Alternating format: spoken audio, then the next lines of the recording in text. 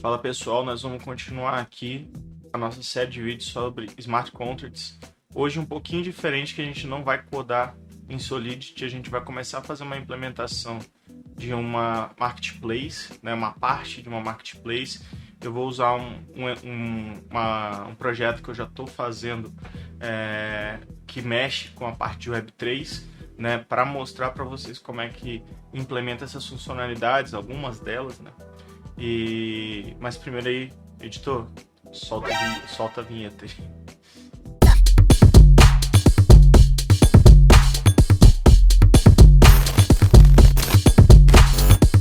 O que a gente precisa entender quando a gente está falando de fazer smart contracts e interagir com esses smart contracts, né, é que toda transação de smart contracts, né, seja em RC20, seja em RC721, uma transferência, um mint de NFT ou qualquer coisa do tipo, ela precisa ser assinada digitalmente por uma carteira, né?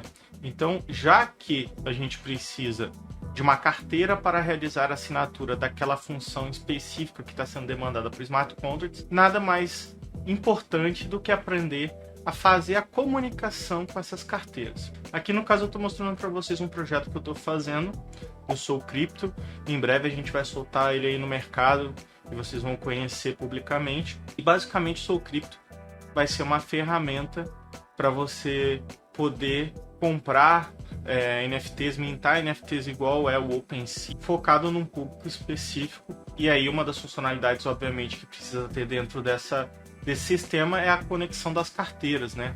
Seja MetaMask ou no caso Binance Smart Chain também eu estou fazendo aqui o suporte a esses caras. E aí vamos perceber o fluxo aqui. Meu sistema, né? Eu vou tentar dar uma aumentada aqui para a gente conseguir ver melhor.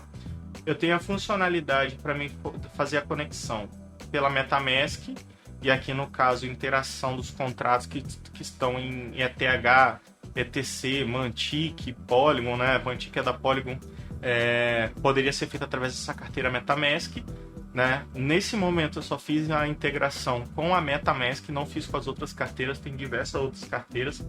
Se a gente for aqui no site do OpenSea, por exemplo, e vier mandar conectar a carteira, vocês vão ver que tem N opções aqui. Eu vou tentar sair da minha carteira aqui. Então aqui eles têm várias outras opções de carteira, né? A MetaMask é a mais popular, mas tem aqui, ó, Coinbase Wallet, Wallet Connect, por aí vai. Tem até aqui algumas da rede Solana, que a OpenSea agora está recebendo também NFTs em rede Solana. Então, cada uma dessas carteiras elas vão ter características específicas de integração, tá? Mas a API ela segue mais ou menos o mesmo padrão, pelo menos a da BNB e da MetaMask eles usam o mesmo framework, vamos dizer assim, para poder fazer a integração. E perceba como é que é o fluxo, né? Então, aqui quando eu clico em conectar com a carteira, ele está pedindo autorização. Aqui a MetaMask ela me pede autorização para eu poder liberar e pergunta qual a carteira que eu quero utilizar aqui. Eu tenho algumas carteiras, né? Então eu seleciono qual carteira que eu quero utilizar e mando seguir. E aqui ele vai falar o que eu estou dando permissão, né? Vem o endereço, saldo da conta, atividades e transações, né? Beleza, se eu mandar conectar aqui, a MetaMask fez a conexão. No caso específico desse sistema aqui do Sou Crypto, ele tem uma autorização, né, que você está assinando falando assim, ó, eu concordo com as políticas de privacidade, com os termos de uso da empresa. Então eu gero essa mensagem aqui, ó, bem-vindo ao Sou Crypto. Se você assinar essa transação, você está falando que você concorda com os termos e blá blá blá. E aqui tem um número de nonce para essa mensagem ser única, né? Enfim, e aí eu preciso assinar essa transação e aí minha carteira já aparece aqui como conectada, né? O mesmo fluxo aqui eu vou fazer com a minha wallet da BNB. Então aqui a BNB ela abre perguntando se eu quero fazer essa conexão, né? Eu mando conectar, ele vai abrir aqui, né, a mensagem de concordar com os termos, né? Isso aqui é uma prática que o OpenSea faz, que eu repliquei aqui no Sou Crypto, justamente para eu ter a confirmação que aquele usuário daquela carteira em específico ele está de acordo e aceita os termos previstos dentro do software, né? Isso aqui é super importante, caso dê problema jurídico lá na frente, você tem uma confirmação, ó, a carteira aceitou os termos, está escrito aqui, está aqui, a assinatura digital está aqui, por aí vai, né? e aí eu confirmo aqui também, ele consegue pegar minha carteira da Binance Smart Chain. Perceba o seguinte, esse é o fluxo para mim fazer uma conexão do sistema com a carteira. Eu vou ter acesso a essa carteira? Não.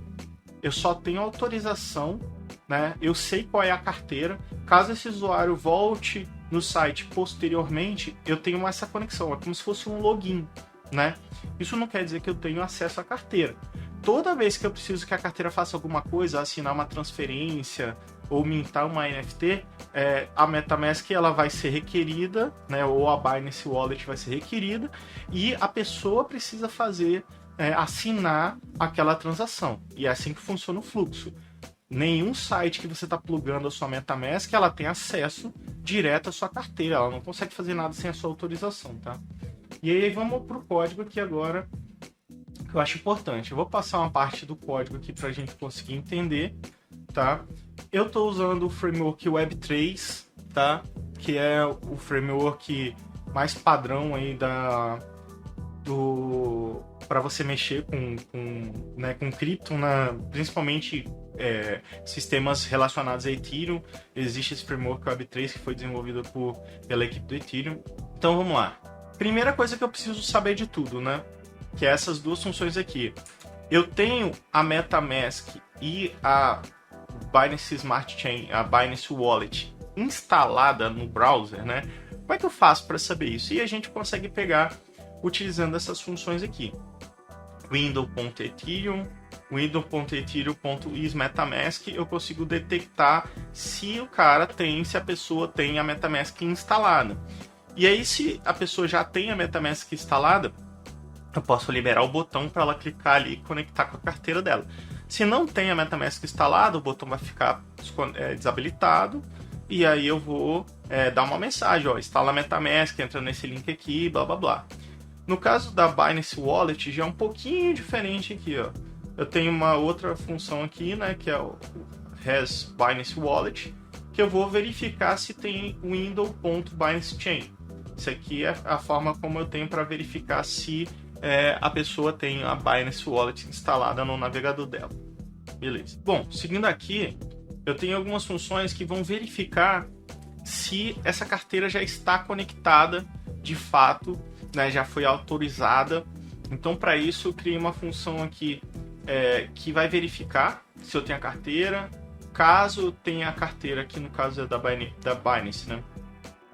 Ele vai pegar localmente, eu armazeno localmente essa informação da carteira, né, o número da carteira, para mim não precisar ficar toda hora fazendo requisição lá na API da Binance, né, do sistema da Binance. E aí eu verifico, eu tenho uma carteira guardada local, né? Se eu tenho essa carteira local, eu vou fazer uma solicitação, no caso aqui é BNB, né? Até achei um bugzinho aqui. Eu vou fazer uma requisição, né? Eu tenho essa função aqui, Request Wallet BNB, que aí ele vai utilizar de fato uma API da própria BNB, né? Fornecida pela própria BNB para você poder validar essa carteira, né? Provavelmente aqui está ETH mesmo. E aí, caso essa carteira seja validada, eu vou colocar aqui no meu Vuex. No caso, eu estou fazendo esse projeto em Nuxt, né? Nuxt View. Então, eu estou usando o Vuex para poder armazenar local e poder puxar essa informação em qualquer parte do meu código. Caso a carteira não esteja validada, e mesmo assim eu tenho registro no local storage, eu só estou removendo aqui. Isso aqui é uma função só para verificar se a carteira ainda está conectada, porque você pode simplesmente tirar o acesso da carteira a qualquer momento. Até vou mostrar aqui para vocês. Aqui na MetaMask, eu tenho a minha carteira. Se eu clicar aqui nesses 3 pontinhos, eu consigo ver em sites conectados e eu posso mandar desconectar aqui, ó. Mando desconectar e aí eu tiro o acesso desse site. Então, próxima vez que eu der refresh aqui, ele vai pedir de novo para mim assinar a minha carteira, tá vendo? Se eu cancelar, a minha carteira não vai estar plugada mais aqui, ok? E a mesma coisa eu consigo fazer aqui na Binance. Eu consigo vir aqui nos 3 pontinhos, Manager Connected Sites, posso vir aqui remover, e aí a minha carteira vai ter que ser solicitada novamente, né? Então, acaba que eu vou precisar fazer essa conexão novamente aqui e passar por todo o processo e fim. Vamos lá. Vamos voltar ao código. Show. Então eu tenho uma função para fazer esse check no BNB Wallet e também no ETH Wallet.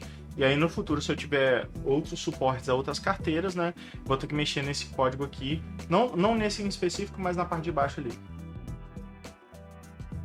Aqui a gente já começa a fazer de fato uma interação com essa API da MetaMask e da Binance Chain, né?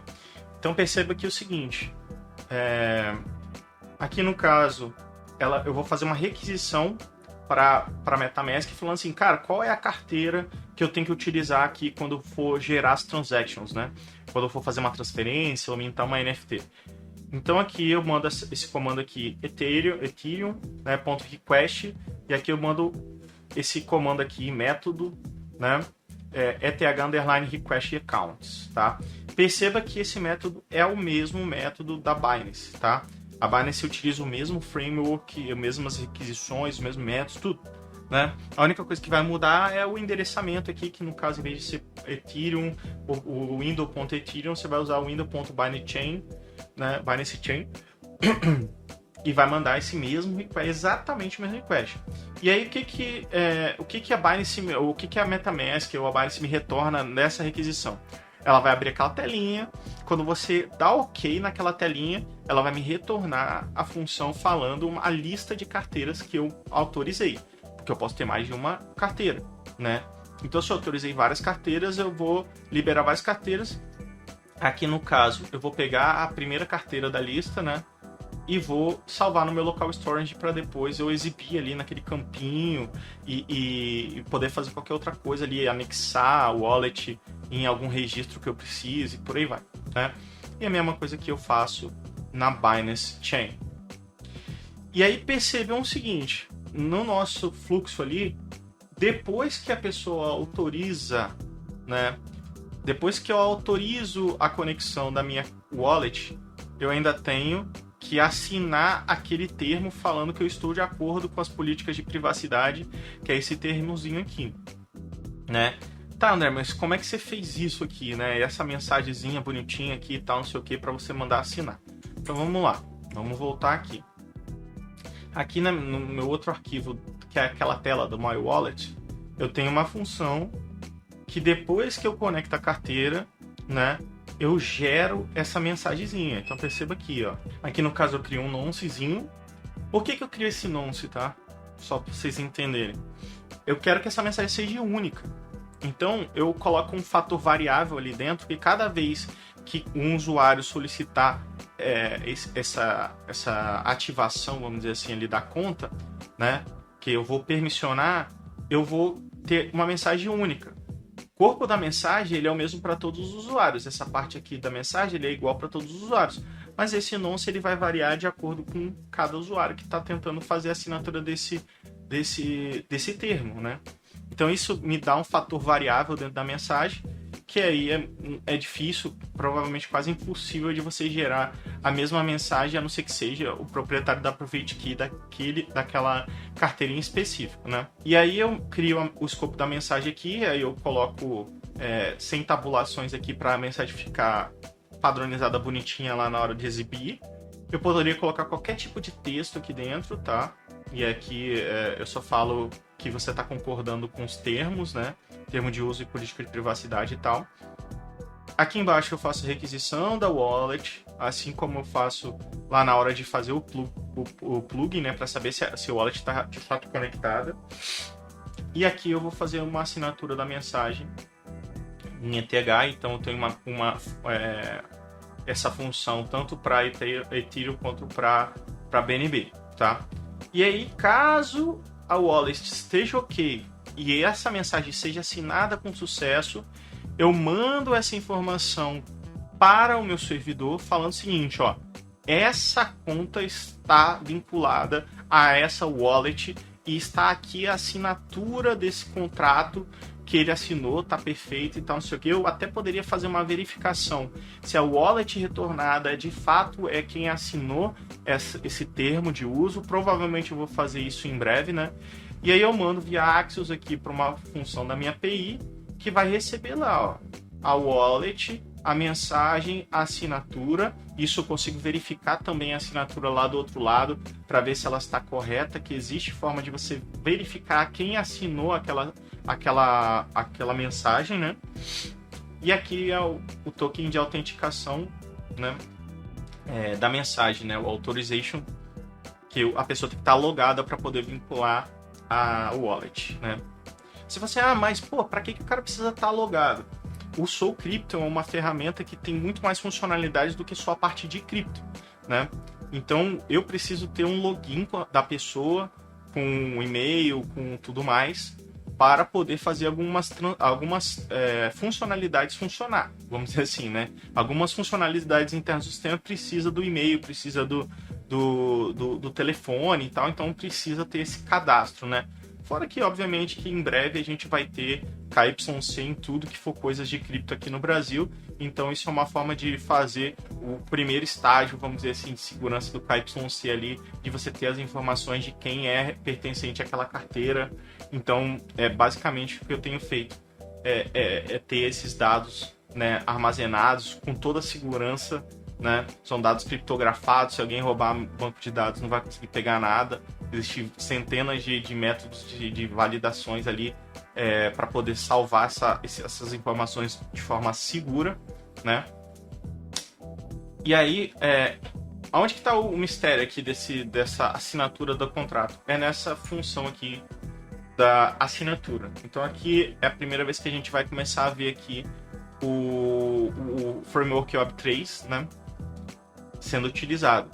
Então a primeira coisa que eu estou fazendo aqui é criar a interação, né? Como a gente tem possibilidades dentro do SouCrypto de poder interagir com várias redes diferentes, né? No primeiro momento, as redes que vão estar liberadas vão ser a Ethereum, a Polygon e a BNB, né? A Binance Smart Chain.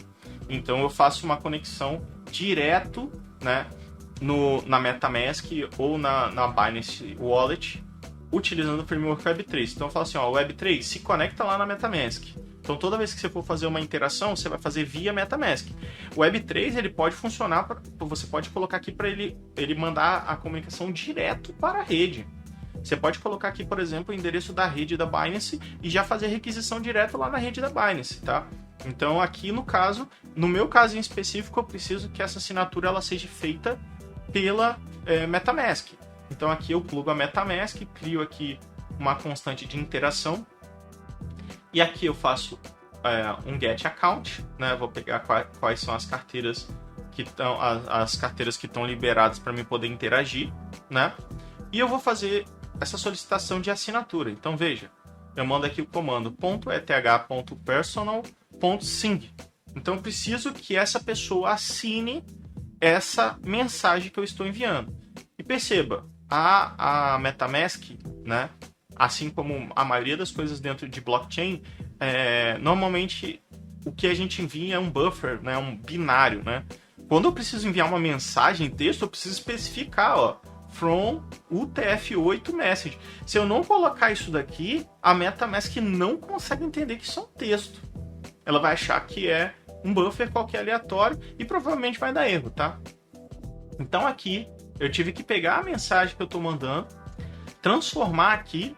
Então perceba, eu tive que pegar aqui o texto que eu estou mandando, que está em string, converter isso para binário para poder mandar para assinatura, né?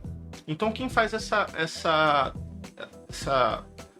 conversão para mim, essa função aqui que está dentro do Web3, né? .utils.from UTF-8, e aí quando chegar lá na MetaMask ele já está bonitinho, dentadinho, todo legalzinho e tal. Essa função aqui, né, é que vai gerar aquela pop-upzinha ali dentro da MetaMask ou da Binance para o cara assinar, né? E o que volta de retorno quando assina essa transação? Vou mostrar aqui para vocês como é que fica a assinatura de um permissionamento desse. No caso aqui, essa aqui é a minha conta, por isso que eu falei que eu não tenho nenhum problema com os armazenamentos, porque tudo fica criptografado, percebam, né? Fica tudo criptografado, tem várias camadas de segurança ali.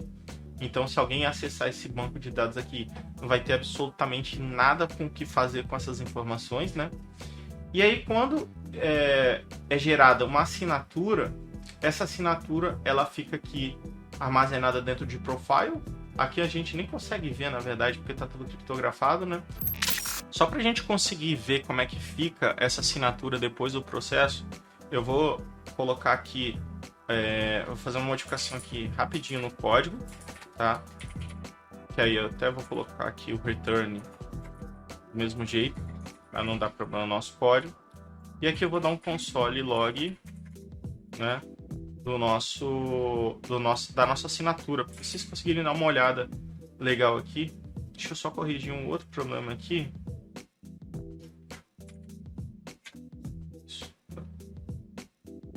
Então vamos voltar ali. No caso aqui eu fiz isso dentro da rede do Ethereum. Show. Eu vou pegar aqui na minha MetaMask.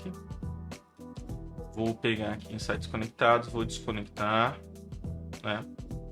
E aqui eu vou limpar todo o nosso console. Eu vou autorizar a conexão.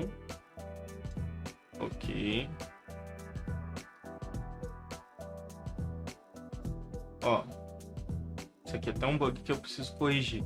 Ele fez a solicitação da conexão, mas ele não pediu a assinatura, né? Vamos remover aqui de novo. Nesse primeiro momento eu vou cancelar essa assinatura aqui por aqui. Vou andar conectar com a minha carteira. Aí aqui eu chamei pela minha função. E aí sim ele vai pedir assinatura. Beleza? Então aqui eu tenho o painel da assinatura, né? A mensagem, mando assinar. Ele vai me gerar aqui, ó, esse hash, né? Isso aqui pode parecer um hash, mas na verdade é um código binário, né? Dessa mensagem, é a assinatura, né? Na prática, no final das contas, isso aqui é um hash mesmo. Mas com essa assinatura aqui, eu consigo reverter o processo, reverter em certo ponto, mandando a mensagem original pro código e passando essa assinatura, e o código me devolve qual é a carteira que assinou deu essa assinatura, né? E com isso eu consigo validar se a assinatura foi feita pela carteira certa ou não, tá? Então nessa primeira parte a gente já conseguiu fazer a interação com as carteiras. Essa interação a gente vai utilizar para assinar todas as transactions no futuro, à medida que a gente for evoluindo, né, nesse processo. A gente vai fazer a parte de transferência de saldo RC20, vai fazer a transferência de uma NFT, vai fazer o mint público de uma NFT. Vocês vão acompanhar todos os processos aqui que eu vou mostrando para vocês à medida da implementação. Eu vou criando outros vídeos e vou postando para a gente ver de ponta a ponta como é que a gente faz todas as interações possíveis dentro do contrato. Para complementar, eu vou comentar aqui uma parte do código do Smart Contracts do SouCrypto, né? Eu já tinha feito os testes automatizados aqui da parte de NFT, tá? Beleza? Então vamos aqui. Esse aqui é o teste automatizado lá do contrato. Eu tinha comentado do contrato no último vídeo que a gente falou sobre RC721, né? Eu fiz pequenas modificações aqui dentro desse contrato porque deu alguns problemas na hora do build. Por exemplo, essa mudança aqui do withdraw, né? Antes eu tinha colocado aqui only owner, mas como a gente está usando o Access Control, a função do only owner não funciona, então eu tive que usar essa função aqui de require para ele testar quem é o dono de fato do contrato, né? Enfim. E aí quando eu gero esse contrato aqui eu tenho como fazer um teste automatizado para poder testar esse contrato para ver se ele está ok, né? Então vamos lá. Como é que eu fiz esse teste automatizado aqui? Eu estou utilizando o SHA, que vem configurado no Hard Hat, tá? Nessa primeira parte aqui, antes de tudo, né? Eu seleciono algumas carteiras. Essas carteiras elas estão configuradas aqui dentro de hard hat config, né? Essas carteiras aqui é as carteiras que a Ganache me dá, né? São carteiras de teste, obviamente, né? Então não importa se elas estão vazando no vídeo. Então ele pega aqui as 2 carteiras, no caso eu vou precisar de 2 carteiras para poder testar, 3 carteiras, porque tem a do owner também, tá? Aqui embaixo, antes de começar os testes, eu faço o deploy do contrato, né? Então aqui eu estou falando quanto é o mínimo de mint, porque esse contrato ele tem formas públicas para você poder fazer o mint sem precisar da marketplace, né? Você pode mandar o contato direto lá e aí você paga diretamente o contrato para poder fazer esse mint. E aqui eu estou gerando o deploy, que é basicamente o mesmo código que a gente usa para fazer o deploy, né? Esse aqui e eu vou armazenar esse contrato aqui dentro e eu consigo pegar o tipo dele, no caso eu estou usando TypeScript aqui, né? E eu pego aqui usando esse TypeChain, que é uma dependência que eu instalei no projeto para poder gerar os types dos meus smart contracts, né? Então eu consigo falar que esse contrato é do tipo SouCrypto NFT. Show! Então aqui de fato a gente começa os testes, né? Eu estou usando uma URL qualquer em IPFS, que tem alguns metadados em JSON, né? Se não me engano, esse metadado aqui é de uma NFT lá da USM, se não me engano. Enfim. E aí aqui eu vou criar a minha conexão, eu vou chamar o meu contrato e vou mandar ele gerar essa NFT. Então perceba que eu peguei essa URL e eu faço solicitação no contrato usando a função SafeMint. Aí você fala assim, cara, eu estou puxando uma função que está lá no Solidity, não é isso? É isso mesmo. Eu estou pegando essa função aqui chamada SafeMint e eu preciso passar uma carteira e a URL, né?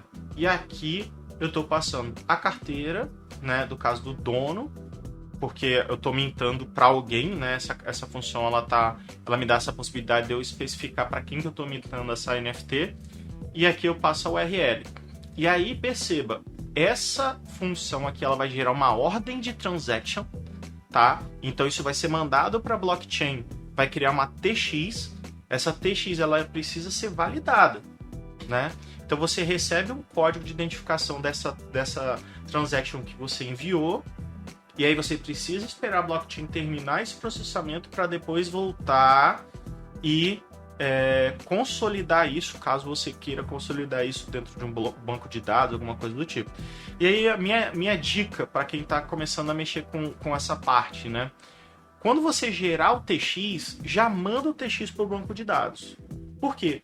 Porque caso o usuário saia da tela, por mais que você bote um pop-up, espere e tal, não sei o que, você já tem o registro dessa TX. No futuro, você pode ter uma rotina para verificar quais são as TX que ainda não foram consolidadas, ou os que já foram e você não tem esse registro, ou até mesmo você pode voltar para a tela com uma parte de load e voltar a se comunicar com a blockchain perguntando se aquela TX já foi finalizada, porque às vezes pode demorar, né, se a rede estiver congestionada, pode demorar muito tempo para essa TX ser finalizada, né? Eu até coloco aqui essa função do await, né? A gente está fazendo um teste na blockchain local, então isso aqui vai ser praticamente instantâneo, vai mandar e vai funcionar. Mas quando a gente está falando de blockchain em produção, isso não vai ser tão simples assim. Você vai mandar e vai ter que ficar esperando ali o TX ser processado e às vezes isso pode demorar, né? Então você precisa ter esse registro quando gerou o TX, porque essa função aqui ela é imediata. Depois que ela mandou para a rede, ela já te devolve o ID o hash de identificação do TX, tá? Então aqui eu vou rodar esse teste para vocês verem. Eu vou abrir aqui o Ganache, tá? Para a gente conseguir ver esse teste. E aqui perceba o seguinte. Depois que eu espero esse TX, eu vou verificar se ele me retornou um evento que é o Mint NFT, que aqui no caso eu vou abrir o Solidity aqui. Depois que ele gera o NFT, ele vai gerar esse evento, né? Retornando para mim o ID do NFT, no caso, né? Então aqui eu verifico, ó, veio, essa informação veio, esse evento foi finalizado com sucesso.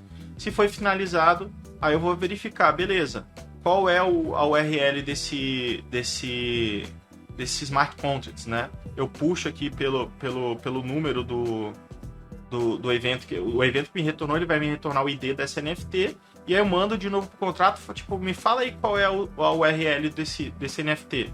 E aí eu comparo aqui se a que eu criei, né, que tá aqui em cima, e a que me retornou são iguais. Se são iguais, passou no teste, senão não passou. Então aqui eu abri meu Ganache, eu vou fazer uma modificação. Toda vez que a gente fecha o Ganache e abre de novo, ele gera outras carteiras, tá? Então eu tenho que vir aqui eu tenho 4 carteiras, né? Tenho que vir aqui e copiar essas private keys. Por isso que eu falo que não faz diferença nenhuma de manter essas carteiras privadas aqui, porque são carteiras de teste, né? Então aqui eu preciso delas para fazer isso. E aqui eu vou colocar yarn teste, né? E vou colocar aqui teste barra sou cripto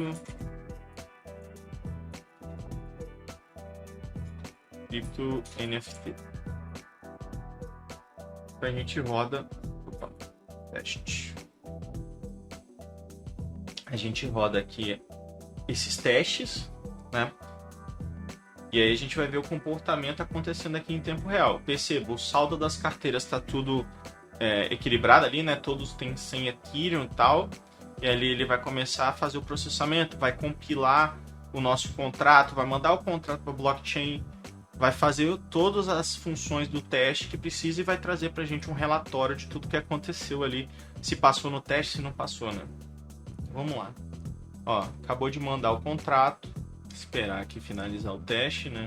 Ele está gastando Ethers aqui para fazer tudo. Aqui nos blocos a gente consegue ver tudo que está sendo feito, né? Consegue ver as transactions todas aqui e tal. Então, ó, ele passou nos testes. Aqui a gente consegue ver que ele gastou uma quantidade de Ether, né, para poder fazer tudo, Ether interno. Aqui ele fez todos esses blocos aqui para poder processar tudo, né? A gente consegue ver individualmente, ó, contrato call. Aqui no caso ele criou o contrato e por aí vai. E aqui a gente consegue ver, ó, ele criou o contrato, depois ele fez uma call para o contrato para verificar. Depois ele criou novamente um outro contrato. E aqui no caso ele tem os headers desses contratos diferentes, né? A cada teste ele vai criar o contrato novamente para poder testar. E aqui ele consegue fazer todos os testes. E aqui, aqui, esse aqui é o teste de mintagem da NFT como administrador do contrato, né?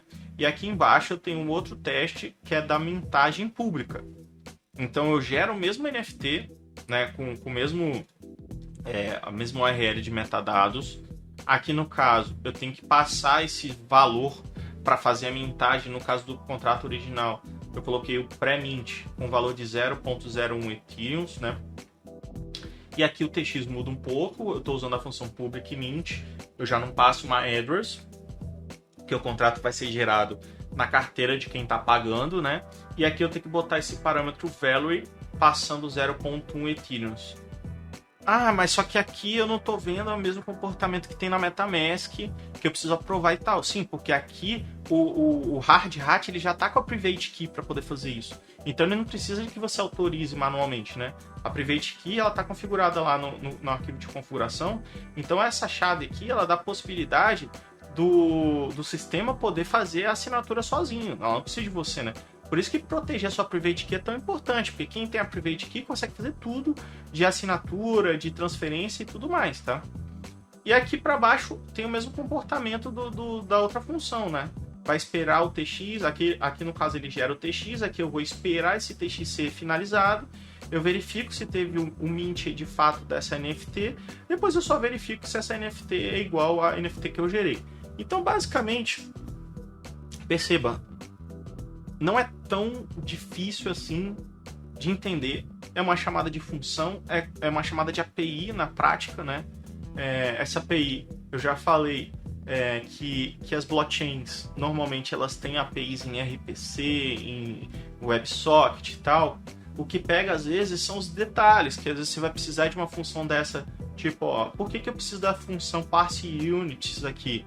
Porque o Ethereum tem 18 casas decimais, então eu preciso converter isso, né, desse 0.01 para, né, uma big int lá que vai ter, né, enfim, eu posso até mostrar aqui, ó, tá vendo? Aqui quando eu passo essa informação, na prática ele tá mandando um valor grandão ali, né? Ele tá mandando esse valor aqui, ó, com várias casas decimais e tal, porque a blockchain ela não entende o float e por aí vai, né? Como é normalmente utilizado na programação, ele vai ter um tipo característico que é o big int, e tudo é convertido nesse formato de big int, né? E assim, os comportamentos do Solidity são muito simples, né? Eles têm funções bem limitadas e tal. E a forma de armazenar essa informação também é bem limitada. Não foi criado para ser uma linguagem de programação complexa, cheia de funcionalidades e tipos e tal. Então é bem limitada a forma como você se comunica. E uma coisa importante que eu gosto de frisar aqui é que essa comunicação ela foi feita 100% com sucesso porque o hard hat ele já está implicitamente abstraindo o ABI. Tá? Então aqui a gente tem os ABIs que eu no vídeo de configuração de smart contracts lá do Hard Hat a gente adicionou uma biblioteca para geração do ABI, né? E aqui eu tenho os ABIs dos meus contratos e tal. Por que eu preciso desse ABI, né? Por que isso aqui é importante para mim?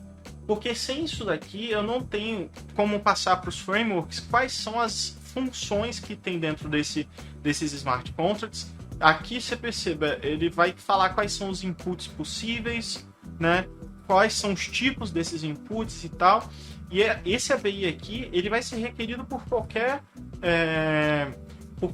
framework que tiver que fazer interação com o contrato, seja em JavaScript ou qualquer outro, tá? Porque na prática, você tem um smart contract que está em pin code lá dentro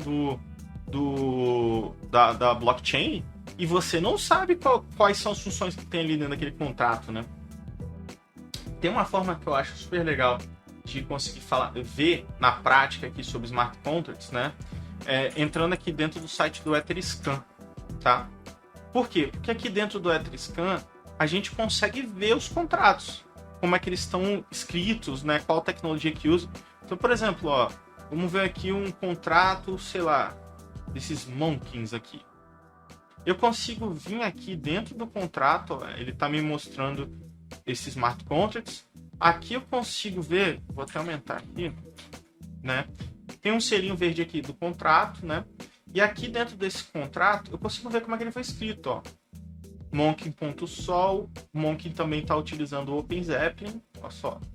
Aqui eles colocaram uma zoeirinha para dizer que o contrato é deles. E aqui eu consigo ler o código todinho Solidity, né? Aqui o código tá aqui, ó, falando qual é a API que usa e tal. Isso aqui é um contrato de NFT, né? Aqui ele bota alguns endereços que provavelmente recebem royalties e blá blá blá.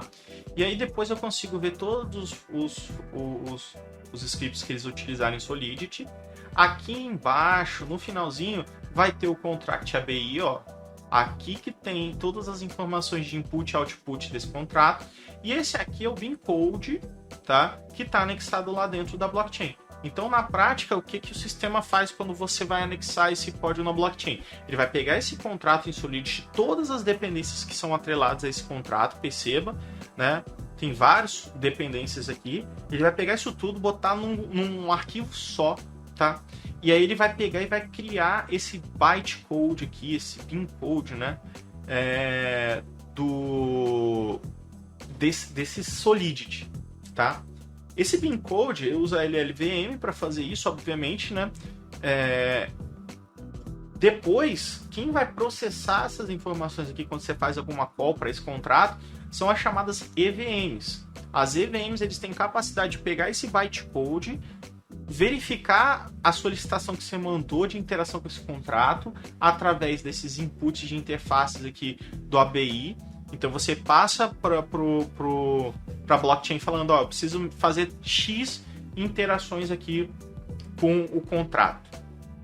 E aí você passa os inputs, aí tem o ABI, a EVM vai conseguir ler isso tudo, realizar o processamento dentro desse contrato, e ela tem uma forma de conseguir armazenar, consolidar essa informação que foi alterada sem mexer na estrutura do contrato, né? O contrato ele tem uma parte de storage separada que pode ser atualizada, né?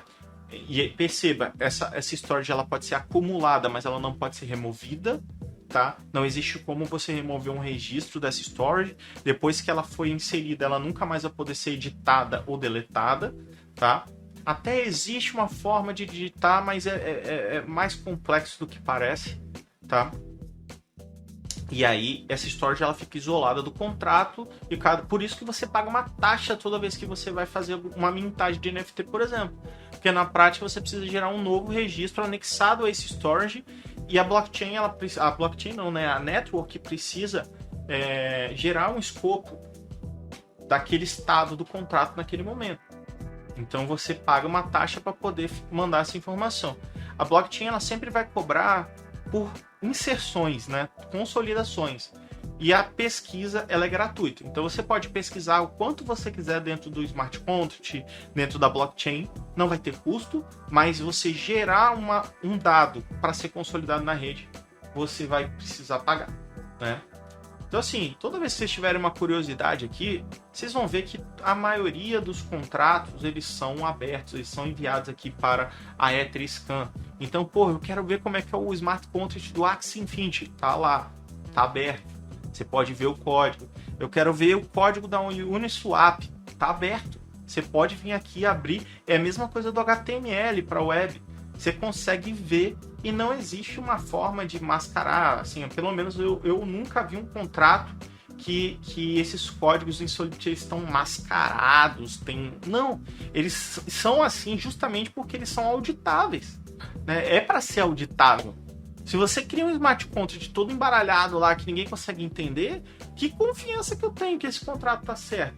E aqui justamente eu consigo ver para quais carteiras esse fundo está indo, eu consigo ver se existe uma FII, né? Eu já vi, logo de cara eu bati o olho aqui e já vi um problema com esse contrato da Monkey, que eles estão usando uma API deles para poder armazenar os metadados. Isso particularmente já não é uma prática que eu gosto tanto, né? Eu prefiro usar IPFS, porque se essa API aqui sair do ar, vai dar problema, né? Então assim, aqui eu já consigo ver várias coisas. Ó, eles fizeram pré-sale do token, fizeram aqui todas as questões de pré-sale, blá blá blá, né?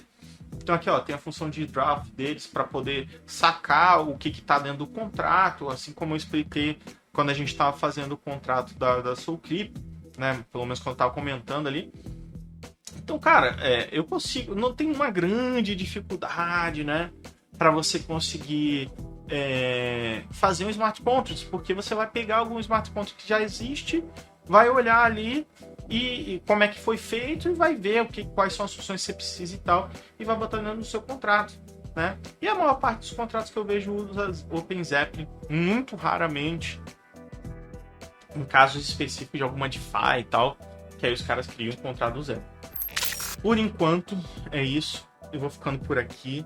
No próximo vídeo, a gente vai começar a fazer as interações com os contratos. A gente vai fazer transferência de saldo. A gente vai fazer mint dessas NFTs. E aí, no próximo vídeo aí, eu vou me aprofundar mais. A gente vai se aprofundar mais sobre o tema de NFTs. Vocês vão ver que não é tão difícil assim quanto parece. E espero que esteja ajudando. Mexer com essa área de Web3 é uma área que está sendo muito requisitada, então por isso que eu estou priorizando os vídeos de Smart Contracts.